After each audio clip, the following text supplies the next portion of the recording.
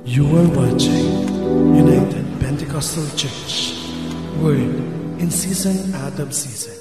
Nobody is perfect. Bawat isa po meron pong kanya-kanyang limitasyon at meron kanya-kanyang mga kahinaan. At meron pong dalawang dahilan kung bakit meron tayong mga kahinaan at meron po tayong mga limitasyon. Una, to make us humble. Upang tayo ay manatiling nagpapakumbaba o magpapakumbaba. Ano man po yung ating marating, ano man po yung ating mga accomplishments or achievements, saan man tayo dalhin, itaas man tayo, magkaroon man tayo ng karangalan, tandaan po natin, ang ating pong mga paa ay nakaapak pa rin sa lupa. Ang ibig sabihin, kinakailangan manatili yung pagpapakumbaba natin. Dahil itong mga achievements na meron tayo, ito ay nagpapakita lamang ng pribilehiyo na ipinagkatiwala sa atin ng Panginoon. Tayo po ay pinagkatiwalaan lang ng lahat ng ito. Kaya manatili yung pagpapakumbaba. Ano man po yung ating narating, saan man tayo dinala ng Panginoon. Kaya merong weaknesses, merong limitations for us to make us humble. And number two, meron tayong mga kahinaan, meron tayong mga limitasyon sapagkat kailangan natin ang Diyos. Meron tayong mga plano, meron tayong mga hangarin sa buhay, bagamat may mga panahon na buo na sa kaisipan natin yung plano.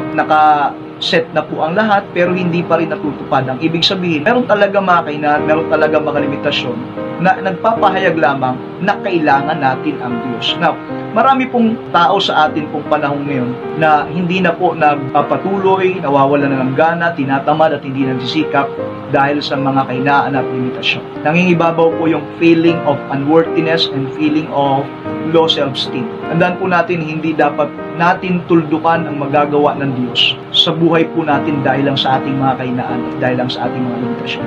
In the first place, when you were born, you are already a winner.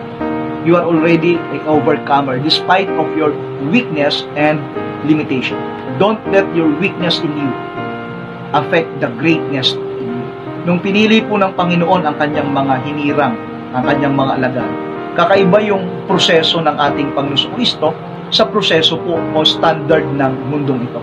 Ang sabi po ng unang Korinto, chapter 1, verse 26, sapagkat masdan ninyo ang sa inyo'y pagkatawag, mga kapatid, na hindi ang maraming marurunong ayon sa laman, hindi ang maraming may kapangyarihan, hindi ang maraming mahal na tao ang mga tinawag, kundi pinili ng Diyos ang mga bagay na kamangmangan ng sanglibutan upang iyain niya ang mga marurunong, at pinili ng Diyos ang mga bagay na mahihina sa sanglibutan upang hiyain niya ang mga bagay na malalakas, at ang mga bagay na mababa ng sanglibutan at ang mga bagay na hinamak ang pinili ng Diyos.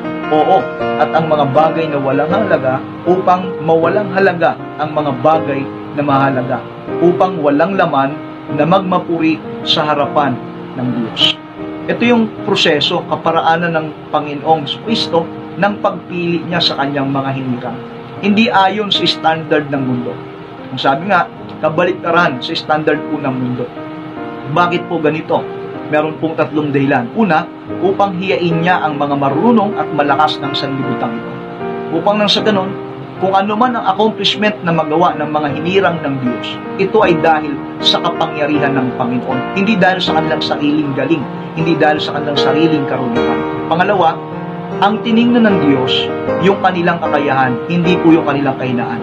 Yes, mga mahina sila, hindi sila mga marunong, pero merong kakayahan, may potential na nakita ang Panginoon sa kanila, at ito'y nagamit sa isang makapangyarihang paggamit sapagkat naroon na hayag ang kapangyarihan ng Panginoon. Pangatlo, upang walang laman na magpapuri sa harapan ng Diyos. Of course, pag tayo po ay merong mga weaknesses, may mga limitations, at kung meron man po tayong accomplishment na nagawa, dahil ito sa biyaya ng Diyos. Tandaan po natin, with the right mindset, you can turn your weaknesses into strengths, and you can turn your limitations into possibilities. Ephesians chapter 3 verse 20, the Bible says, now unto Him that is able to do exceeding abundantly above all that we ask or think, according to the power that worketh in us. We need to have a proper mindset in order for us to overcome every weaknesses and limitations sa buhay po natin. Loobin po ng Panginoon, sa araw po ng bukas, itutuloy po natin ang mga iba't ibang paraan to overcome weaknesses and limitations sa buhay natin at sa mga nagaganap sa atin pong paligid. Mapasa atin po ang kapayapaan at biyaya ng atin pong Panginoon. God bless us all.